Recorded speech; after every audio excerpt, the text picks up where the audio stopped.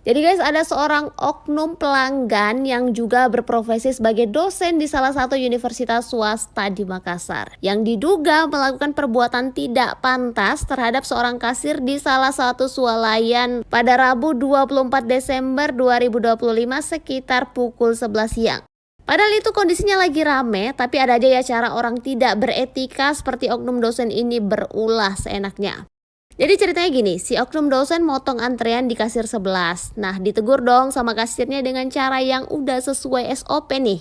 Singkat cerita, si dosen malah marah, nggak nerima. Terus udah deh dilayanin biar nggak ribut. Bukannya merasa salah, malah makin berulah nih orang. Jadi pas lagi proses pembayaran, si dosen tiba-tiba langsung meludah ke arah kasir. Dan kabarnya dia juga maksa si kasir buat minta maaf, kalau nggak gua viralin. Selamat, Bapak udah viral dan dikenal seluruh Indonesia, tinggal tunggu permintaan maafnya aja nih Pak. Kalau menurut kamu gimana?